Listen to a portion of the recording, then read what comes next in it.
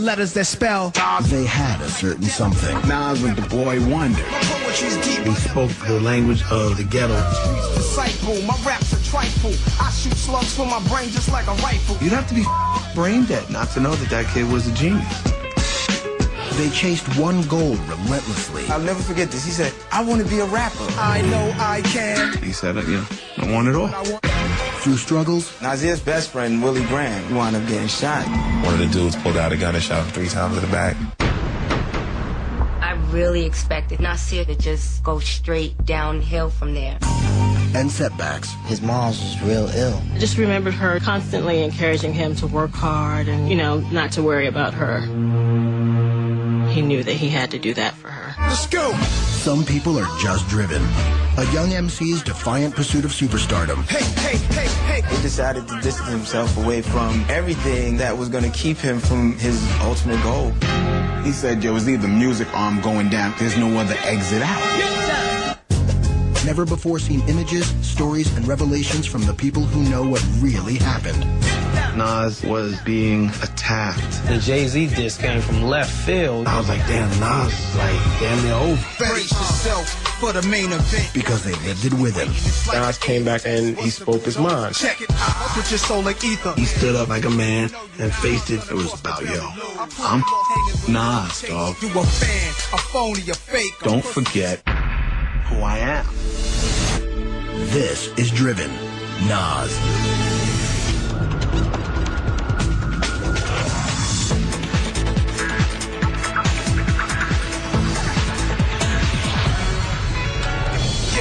I'm the N, the A to the S-I-R. Nasir Jones was born September 14, 1973 at Brooklyn Jewish Hospital. Yo, the world is yours. As a baby, I can always remember Nas always having a smile on his face, always looking like he's up to something. I do think that it was something about him where he kind of stood out. Check me out, y'all. Everybody seemed to be drawn to him. This is a journey into the world's most largest and notorious projects, Queensbridge. We moved to Queensbridge when Nas was 3 or 4 years old.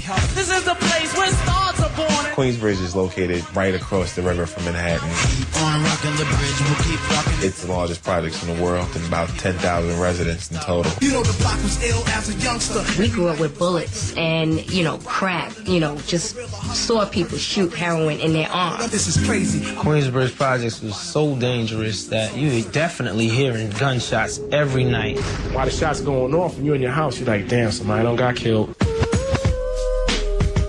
It can be very bad for children. Will it take me under? But it can also be a wonderful place to grow up. Imagine that. Depending on how much of a family structure is there. The Jones apartment was a really warm, comfortable, cozy type place to be in. It was just like a family atmosphere. My family was always very tight-knit. Nas and his mother were very close.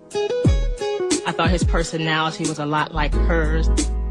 They're both very quiet people, very giving people. I wouldn't say he was a mama's boy, but most people probably would.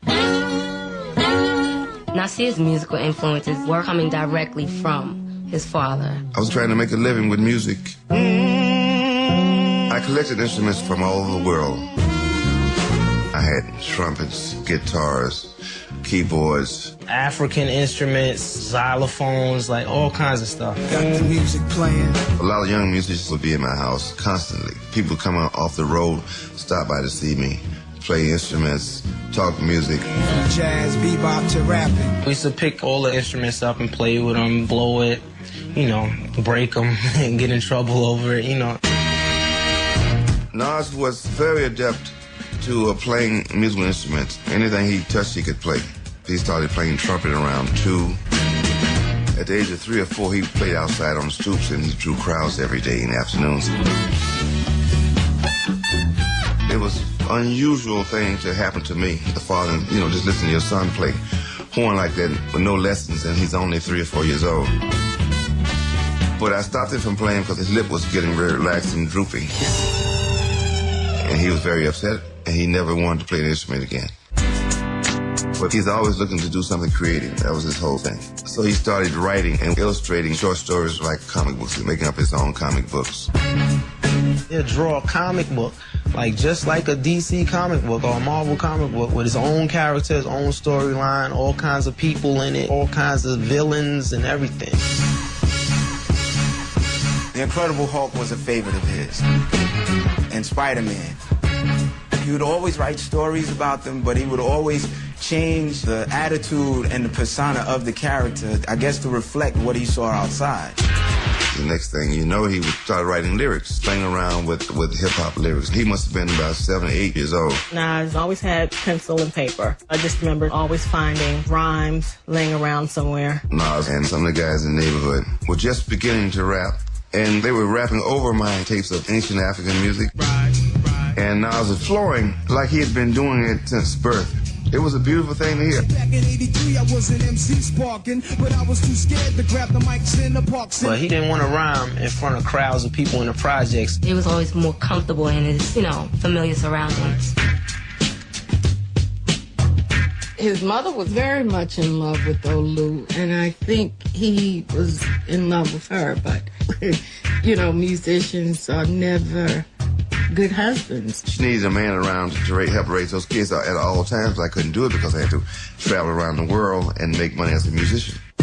There were times when Ann had to deal with, Olu having other women in his life. Papa was a player, player wasn't Papa. Papa loved the ladies. My father was cheating too much. He cheated and he got caught. Running around town, don't tell your mother what's going on. It's hard to balance personal life with life as a musician. If they stay together, then someone will get killed. They used to argue all the time. And one day, my mother couldn't take it no more. It was just over. When I left, things got very, very hard. Nas was 13 years old. It crushed him a whole lot when, Olu left. It made Nas serious. Like, from laughing all the time and running around, we got a little serious after that. Once my father left the crib, it was just me and Nas and my mother. She was working hard, working these long hours, trying to provide a way for them so that they could stay off of the streets. She dedicated her whole life for the kids. Like, she didn't go to the movies, she didn't go out to eat. She just went to work, came home, and dealt with the kids. If she didn't breathe, it didn't matter as long as her children were breathing. Her focus was to always instill in them self-confidence. She never let Nasir ever think that he couldn't do anything. His mom had high expectations for Nasir, and she understood that in order for him to be successful, he would need an education. I just remember there being one philosophy in the household. That was the Ann Jones philosophy. You went to school. That, to her, was the ultimate achievement, something that focused her upbringing for Nasir, especially because he was so intelligent. My mother just wanted him to be somebody in life. But Nasir was a person who never really liked school, and he never wanted to do it. He was the type that could pick up on anything. He didn't have to study, but he was just turned off from it. Him and some of his other friends, they hooked school, and the more they did it, the more they wanted to do it. He might miss a day, and then it turned into 3 days, turned into weeks, a month. Cut out of class just to smoke most to drink. One day, him and his mother was having a discussion about him going to school. And he was going back, no, I don't want to go to school, I don't want to go to school. I mean, it was nose to nose. He was really in his mother's face, and she was really back at him. Then after that, he just didn't go to school anymore. Nas was 14, dropped out of the 9th grade. I knew that his mom was devastated. Ann was very concerned about Nas not slipping into street life. Most kids, when they stop going to school, they start selling drugs. When he dropped out, it was like kind of critical, you know what I'm saying? Because you had to know what you was going to do after that. He was in the project slipping, like just hanging out in the hood. My mother, she worried that one day he could get shot or killed. She didn't want him to go to jail, she didn't want him to die. And he was just surrounded by all of that. Word. Nas dropped out of high school and, just chilling on the block. My mother was very disappointed when Nas dropped out of school. It broke her heart. She didn't want him to get caught up in the traps that be in the projects and stuff like that. I dropped out of Coolie High, danced the block, he was hanging a lot in the bridge. That's where his family was, that's where his friends were, that's what he was connected to. He was running with Willie Graham, a.k.a. Ill Will. Ill Will, Willie Graham. He lived on the 6th floor, and we lived on 5D, you know, right underneath each other. And Nas was very close to him. I don't remember seeing them apart at all. And almost anything they did, if my brother would go somewhere, Nas would be right with him. Their common goal was like music, you know? Nasir and Willie were going to be, you know, Run DMC, you know, the tag team. Willie was on the turntables and Nasir was going to rhyme. Nas always talked to Will, so, yo, we're gonna make it, we're gonna get out the hood, you know what I'm saying? So that was their dream that they had. He looked at me and just told me, I'm going to be a rapper and everyone's going to love my music. I'm going to change the whole game, take this whole over and be the man. And then Nas just went to another level on a rhyme tip. You know what I mean? He just went to another level. He just started flowing. I mean, his flow was just so different from what everybody else was doing. Rappers are monkey flipping with the funky rhythm I be kicking. Musician, inflicting composition. Back then, people wasn't really putting big words in their raps yet. But Nas was all into the reading and all into, you know, changing the vocabulary of the hip-hop. The way he put his rhyme was like, you couldn't have guessed that he dropped out of the 9th grade.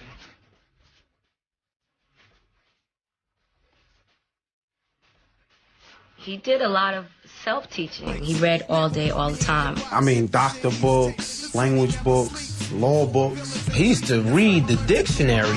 He used to read a full dictionary. Well, acapella rhymes that make me richer than a slipper-made Cinderella fella. You know, Nas was coming out with words like cranium and crazy stuff that nobody in the hood really never heard of them words. Like, you know what I'm saying? He just was the smartest street rapper in the hood. Yeah, one time for your mind, one time. If he started freestyling, we would just close our eyes, you know, and we could see the whole thing.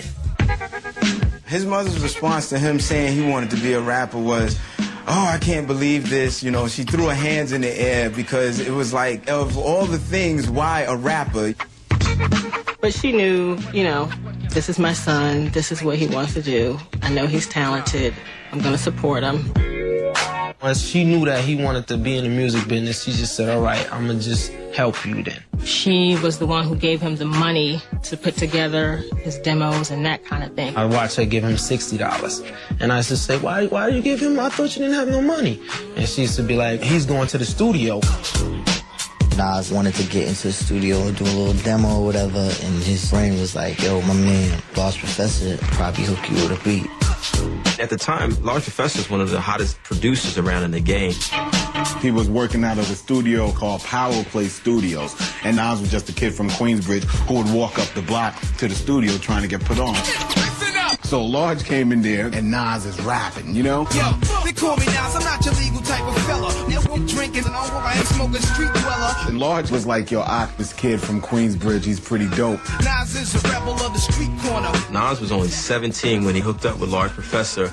The timing was perfect for Nas because Large Professor was about to record this album, Breaking Atoms, with his group Main Source that was going to feature a whole bunch of artists. We're nobodies just coming out of nowhere trying to make, you know, history. And we guest starred on Large Professor's album on a song called Live at the Barbecue.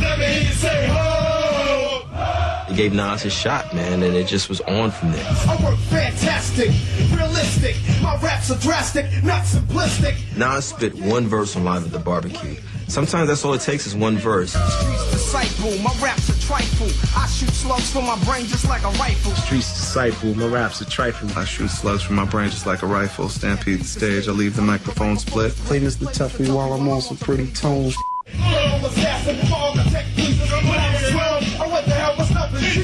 When I was 12, I went to Hell for Snuffing Jesus. I'm sorry, that's just genius. Radioactive, attractive, hyperactive, I drop bombs, my rhymes are massive. That one verse did it, you know what I mean? That was the knockout punch, the like blow to the gut right there where the people just fell on the floor, you know? And they were like, wow. Everything was just completely disgustingly ill on the lyrical side. I was just like, this dude is gonna be the next dangerous thing to happen to hip-hop.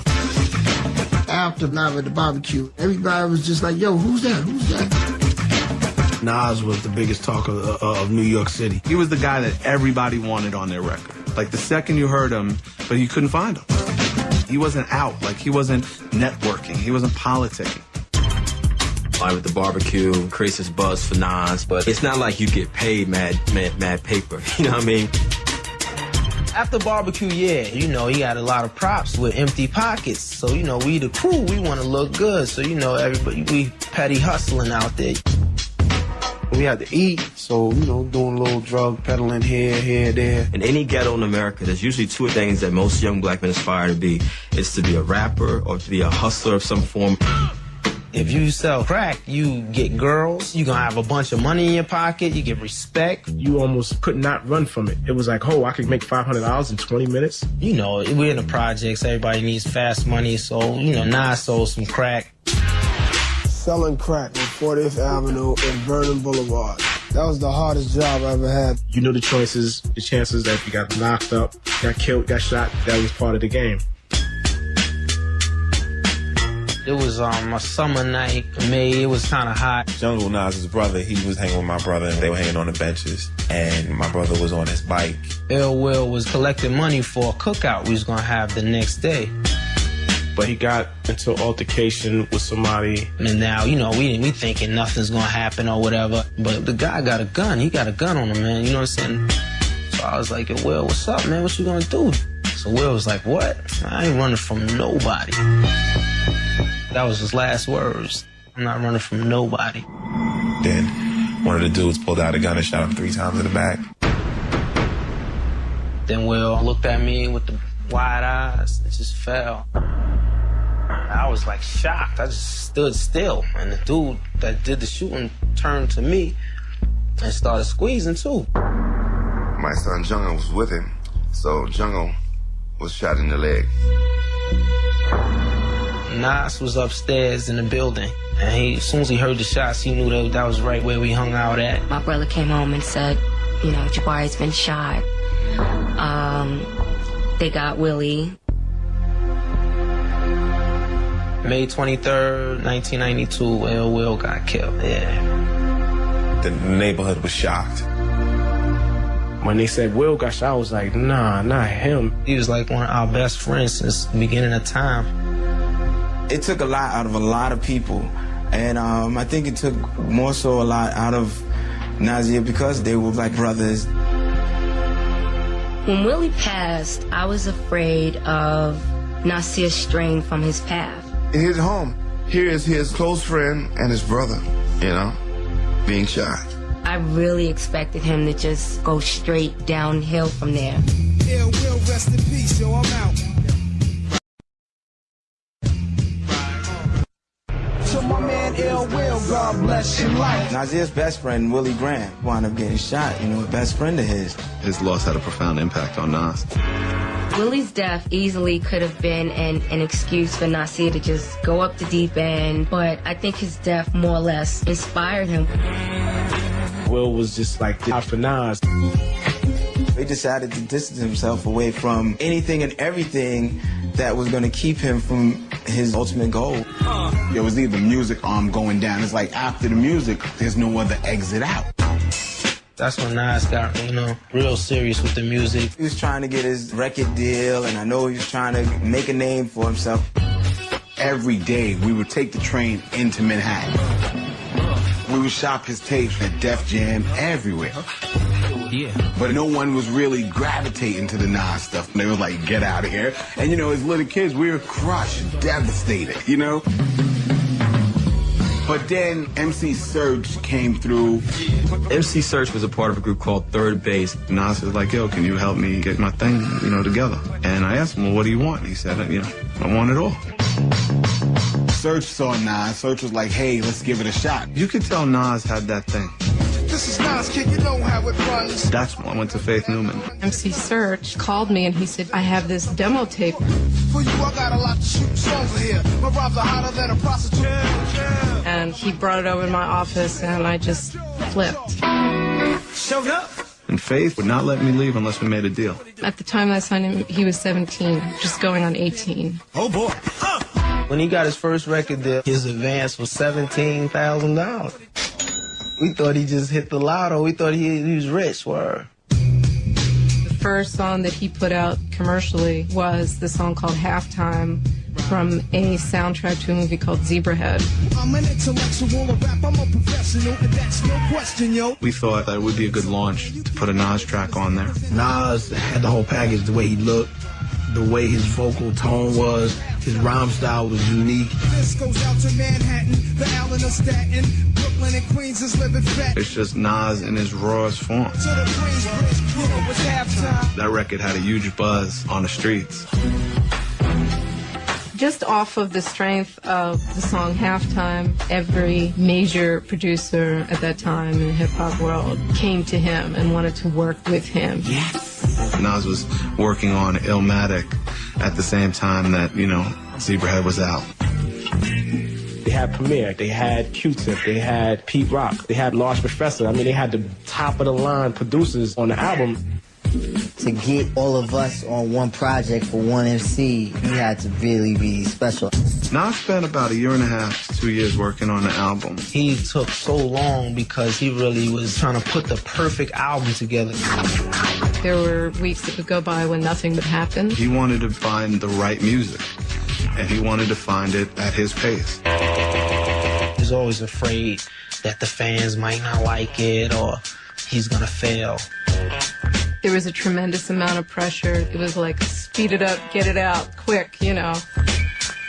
You got this one shot. You're talking from everything you've seen from the beginning to the end, from the womb to the tomb. So he's trying to grab everything he knows and put it in this one album. This is like your last, this is it. Illmatic was released April in 1994. New York was frozen. Just like, I mean, cars stopped, just everything. It was just like, Nas.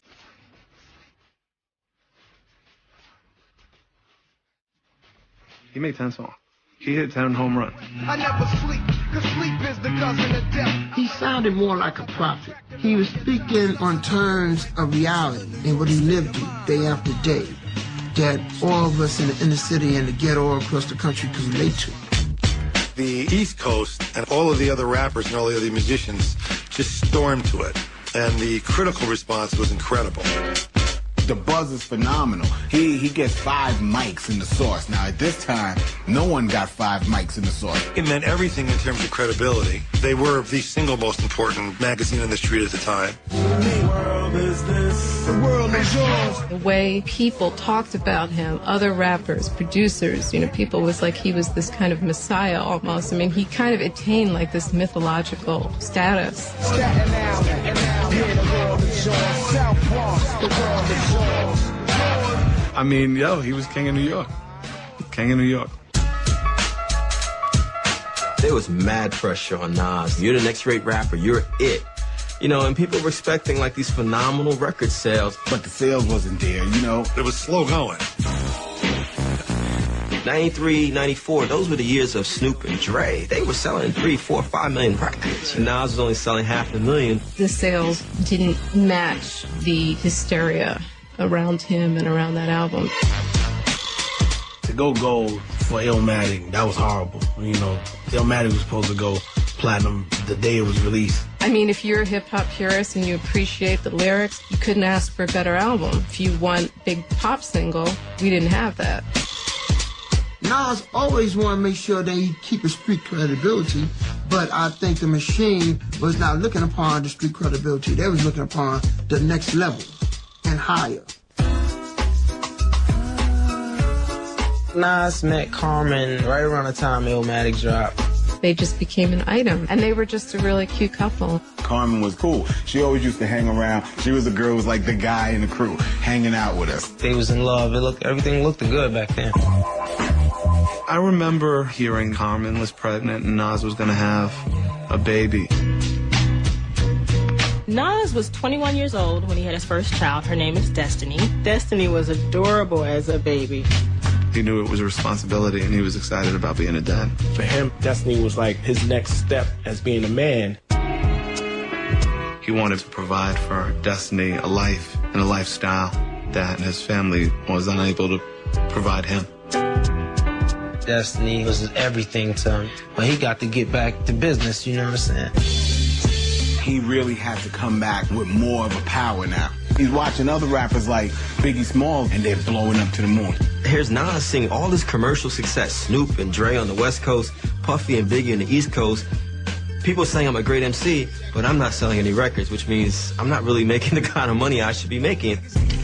There was like this kind of pressure on him because he had the talent, he should have the riches like they do. The label was like, you know what, Nas, we gotta do something to get some sales out here. For album number 2, they said, okay, now we gotta, get into the mainstream aspect, which is when, Lauryn Hill stepped in. She was just coming off, huge buzz with the Fugees, and he was coming off a huge buzz, and they both respected each other musically. In 1996, Nas made a conscious decision that I'm going to link up with Lauryn and I'll get on MTV. The world is mine. The song that he did with Lauryn Hill was a song called If I Ruled the World. If you could be mine, we both shine. It was all over the place. MTV, all video outlets, all radio, pop radio. Just a huge record for Nas. The second album, it was written, went double platinum off of the strength of the first single, If I Ruled the World. So many years of depression make me vision the better living, type of place to raise kids in. The sales was incredible. Everybody's seen a bigger meal ticket from it. Imagine everybody flashing, fashion, designer clothes, lacing your click up with diamond rolls. And that's when it happened for him and took off. That took Nas to a whole nother level. After that, it was ball game. It was fun time now, My mother she was so happy. She was proud, like a mother, like your son made it. He finally proved himself to my mother, like he can make it without school. He was very close with his mother, very, very close, And Nas did a lot of things that I don't even think a lot of rappers did. He moved his moms out the projects before he even bought himself anything. We used to talk about moving since we was little kids. And she finally got a chance. They was living in the same house. They had a mansion. He had her with him, living with him. Thanksgiving dinners was from projects to mansions, He turned a very sad situation for her with him not going to school into something that he was able to say, look, maybe I didn't go to school, but I was able to provide for you like I said I was going to do. And he's proud of that. To my moms, look at me, baby. I love you, girl.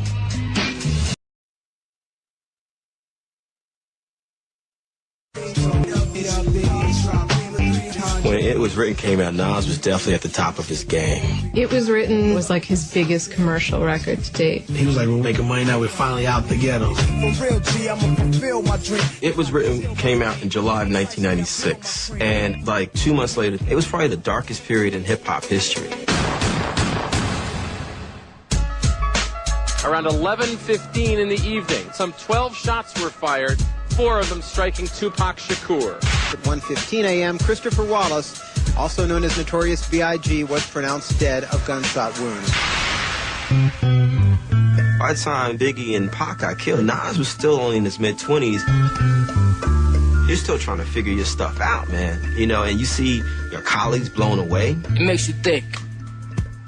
Damn, I could be next. What up, Big? This is rough after you slid. You in God's hands now. Keep a place on me, kid. When Big and Pac left, it was like a big void. The logical successor was Nas, but he felt like he had to take a step back. Nas was able to see that nothing could be as important as staying alive and extracting yourself from the madness. For a couple years there, it just seemed like he was just kind of floating creatively, artistically, trying to find his voice again. I'm wondering why it's a dirty game. Is any man worthy of fame? But hip-hop is competitive, and you got to go with the times. Every year, it's new artists is coming out. Puffy was coming out and really dominating the game at that time. It was all about, the bling-bling phase. And a lot of artists started to really want to do what Puff was doing, commercializing the music. And I think Nas wanted to take a stab at it, too. Come on. In 1999, Nas put out I Am and Nostradamus, which weren't 2 of his best CDs. I remember seeing the Hate Me Now video, and Nas has got on... He's just like Puffy, basically. Don't hate me, hate the money I see, clothes that I buy, ice that I wear, clothes that I try. I remember thinking to myself, that's not the Nas that I know. What is going on here? He's just He's just blinging all over the place. Gucci this, Fendi that. What you expect, yo? Nas is definitely viewed as like a hip-hop artist that spoke about the ills of the street. And so the streets is like, oh, you know, he sold out, basically, because it's like, you just made a pop record. A lot of people were just like, well, that era of him being the greatest MC might be over. Nostradamus was kind of panned by critics. So Jay-Z came along and just went right by him. So I stretched the game out, etched your name out, put Jigger on top. He comes stepping right in place, and people start looking more at Jay-Z. There was a point in the late 90s when every other song was Jay-Z. It was crazy. H to the Izzo, V to the Izzy. Jay, for the longest time, was under Nas's shadow. And I think it got to him. And so what better way to try to raise your own street credibility than you got this battle going. It really started from that point that they were just throwing little jabs at each other. And then before you know it, Jay-Z just keep punching. Brooklyn's favorite son, Jay-Z, took a swipe at the pride of Queens, Nas, with the performance of a song called The Takeover during a New York Summer Jam concert. I remember Jay's lyrics. It kind of went like, Nizzle, I can decide, that's one hot album, every 10-year average, and that's so lame. And the Jay-Z disc came from left field, you know? Jay had that much power at that time to put Nas into a crunch. I was like, damn, Nas is like damn near over. So poof, bad move, son of a... He wasn't even gonna diss Jay-Z back. He was like, I'm bigger than that. Like, I got other real stuff to think about than have a petty battle with you. Nas and Carmen's relationship was not doing well, as a lot of relationships that start when you're very young. As Nas' career got bigger, of course, you know, a lot of girls like Nas out of nowhere. There was a lot of cheating and getting caught at hotels. She couldn't handle it, he couldn't handle it. On top of all of that, there was some rumors about Jay-Z that definitely affected Nas, real personal relationship stuff. Carmen started dating Jay-Z, and I think that was probably a rough period for him. Nas's relationship was over. Then right after that, things really took a turn for the worse. I remember his mother telling Nas and Jabari that she had breast cancer. He knew she was sick, but he did not know the extent of her sickness. And hid her diagnosis from a lot of people. She's not the kind of person who won't drop that on anybody. I just remembered her during that whole period of time, constantly encouraging him to work hard and, you know, not to worry about her. You know, you're in a career and you're in a business where you got to just stay focused. He was really focusing on the music real hard, like on coming back real strong. He knew that he had to do that for her. Nas was at a turning point in his career. You know, he was on the ropes thinking about, I'm about to lose a mother, while Jay-Z's attacking him, potentially could end his whole career. I saw Nas and he said, yo, I'm gonna get him. And I was like, I don't know if you're gonna pull this one off, G. You really need to get back on point with the way you was back in the early days. He voiced through the pen, you know? He just went back and voiced through the pen. Jay put a fire under Nas. It made him wake up and realize that his audience needs him to be the MC they always knew he was. Brace yourself for the main event. Y'all impatiently waiting. In December of 2001, Stillmatic was released. The track Ether put to rest all of that beef between him and Jay and basically set the story straight. Nas came back at him and he spoke his mind. Heard it when I was asleep that this Jay-Z and Rockefeller Records wanted beef. Nas was never tested on a battle before, so no one knew how ferocious the bite or the growl could get. You a fan, a phony, a fake, you stand, I still whip your tail. I knew that eventually people want to hear what I gotta say. There is no takeover. Check it, I'm just soul like ether. Teach you the king, you know you. Godson across the belly. I prove you lost already. On the streets, phones was ringing. There's people that didn't even have cell phones that was on the phone just to say, did you hear this record? Were you abused as a child, scared to smile, they called you ugly? That Ether was a brutal knockout punch. That was that. Ugh. He's down!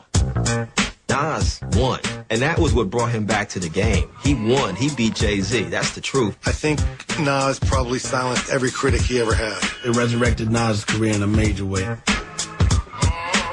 Stillmatic put him back in his proper perspective to get the street credibility back. You could see that he had changed. He had gone through a transformation. It wasn't about getting airplay.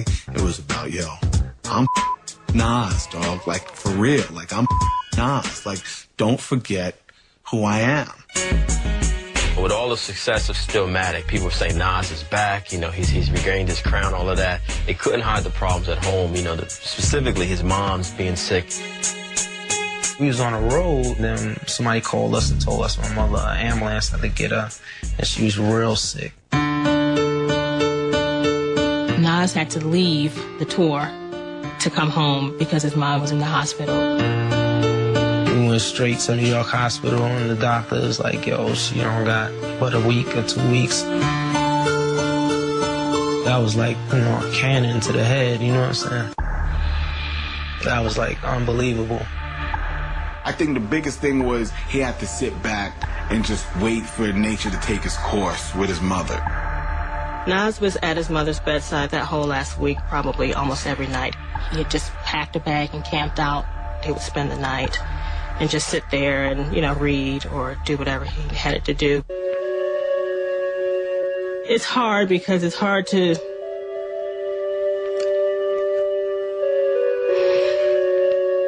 The pain, watching my mother in that much pain was... That was the craziest that I've ever been through in my whole entire life. Like, you know. Nas's mother, Ann, passed April 7, 2002. Nas was there when she passed away. He had called out to her, and she opened her eyes again, and then she took her last breath. She died in his arms. The pain he felt was unexplainable. She died, passed away, believing in him and his brother. So now it's just like, I want to make everything that she ever dreamed of in me all come through. Come through.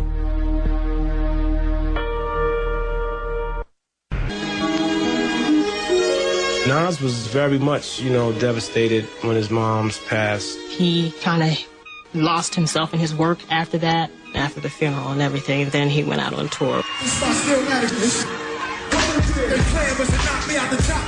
He was still kind of riding on the success of Stillmatic during that time. He had no choice but to go on because she invested way too much for him to allow passing to stop him. He went on the road, tried to keep her busy.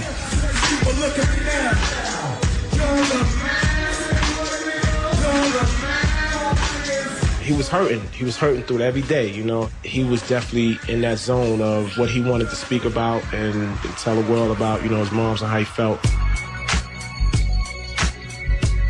Godson was released in December of 2002.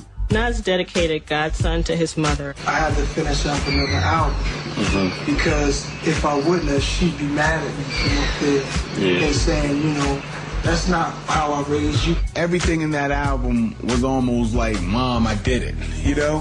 I could just tell he was pouring all of his feelings into that CD. Everything that he was going through as far as his mother's death was in that CD. I dream of the day I can go back to when I was born, laying in your arms, wishing you was here today, Mom. There was a song on that album, Dance, and it was dedicated to his mom. April 742, that's when the gates of heaven opened up for you to stroll through, beautiful Ann Jones. It just reminds me of their relationship and how close they were and, you know, how much he really, really, truly loved her and how much he misses her. One more dance with you, Mama. I can't even hear that. I'll never listen to that. Every time it come on, I feel like I feel now. I gotta leave. I can't even hear it. It's too deep. You know what I'm saying? Or... I knew that he missed his mother. I knew there was a void in his life, you know? Nas never really had a strong relationship with his dad. When my father left the house, Nas was mad. You know, we was both little kids. Nas's mother would always tell him, you know, this is your father. He's all you have. She always wanted us to love him and respect him, no matter what he did. She didn't want us to turn our backs on him. You see, I come from Mississippi. He told me he was going to do a record with his father. Nas's father, great blues musician, Olu Dara, represent Mississippi and Harlem, you know what I'm saying? He had a desire to build a relationship with his father that he lost for many years. I named the boy Nasir. All the boys call him Nas. I think with the song Bridging the Gap, Nas and his dad are able to mend a lot of old wounds and connect in a lot of ways. Let's go. He collaborating with his pops, that was excellent. To do it with your pops, that's an ill thing. Told him as a youngster, you'll be the greatest man alive. You the greatest, pop. That song specifically connects to a bond between musical legacies. One of the great hip-hop moments of the last year or so, October 1st, 2004, VH1 Hip Hop Honors Awards. I'm gonna bring my man out and he rocking with his pops. Give it up and make some noise for my brother from another mother, Nas! Let's go. What's up, New York? When I saw him and Olu, I was amazed, like my mouth dropped open. Bridging the gap, blues, jazz, rap.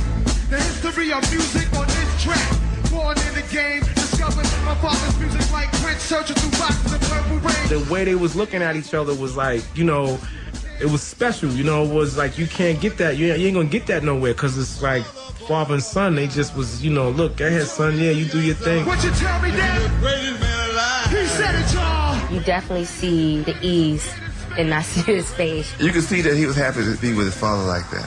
Peace, I love y'all. Nas's mother, if she was alive now, she would be very proud. Just to see Nas get closer to his father, something that she knew that Nas didn't have as a child.